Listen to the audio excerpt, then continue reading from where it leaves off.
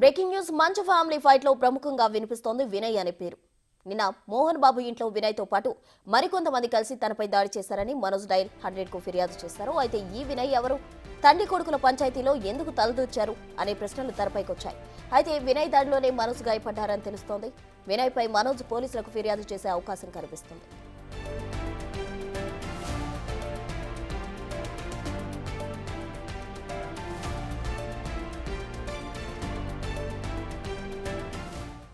మంచు family fight లో ప్రముఖంగా వినయ్ అనే పేరు వినిపిస్తోంది. దీనికి సంబంధించి పూర్తి వివరాలు మా ప్రతినిధి సురేష్ అందిస్తారు. సురేష్, అసలు ఈ వినయ్ ఎవరు?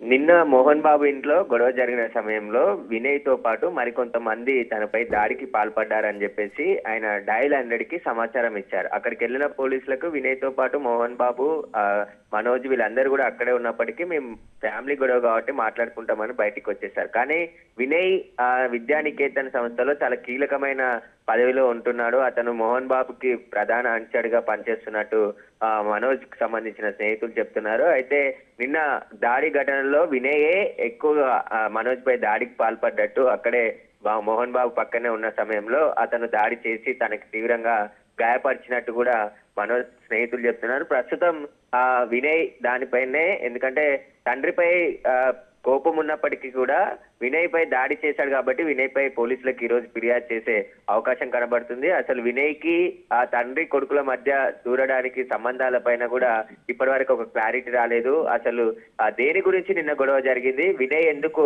పాల్పడ్డాడు దాడికి, అతనితో పాటు అతన్ని అనుచరులు ఎవరెవరు ఉన్నారు, వీరందరికీ సంబంధించి కూడా నిన్న ఘర్షణ వాతావరణం నెలకొంది. ఆ ఘర్షణ వాతావరణం తర్వాత మనోజ్ అక్కడ నుంచి వెళ్లిపోయి ఆ తర్వాత హాస్పిటల్కి వచ్చాడు. హాస్పిటల్ నుంచి మళ్ళీ బంజారాహిల్స్ కి ఇంటికి వెళ్ళాడు. ఆ తర్వాత మళ్ళీ రాత్రి జల్పల్లి లోని ఆయన నివాసానికి మళ్ళీ వచ్చినట్టు తెలుస్తుంది. అక్కడే నిన్న దాడికి సంబంధించిన సీసీ కెమెరాల్లోని ఫుటేజ్, హార్డ్ డిస్క్ వీటన్నిటిని కూడా మళ్ళీ మంచు విష్ణుకు సంబంధించిన వ్యాపార భాగస్వామి విజయ్ వాటన్నిటిని కూడా తీసుకెళ్లి విష్ణుకు సంబంధించిన మనుషులని అక్కడ కాపలాగా పెట్టినట్టు తెలుస్తుంది. దీనికి సంబంధించే విష్ణు దుబాయ్ లో ఉన్నాడు. హైదరాబాద్ కు వచ్చిన తర్వాత నేరుగా అక్కడికి వెళ్తాడనే సమాచారం ఉంది. ఆ తర్వాత నిన్న ఏం జరిగిందనే దానిపైన పూర్తిగా ఇద్దరిని అడిగి వివరాలు తెలుసుకునే అవకాశం ఉంది. ఒకవేళ వీరు విష్ణుకు సంబంధించిన మనుషులు వచ్చారు కాబట్టి మనోజ్ కూడా తన స్నేహితులను, కొంతమంది ప్రైవేట్ బౌన్సర్లను కూడా ఇంటికి పిలిపించుకొని కాపలాగా పెట్టుకున్నట్టు తెలుస్తుంది.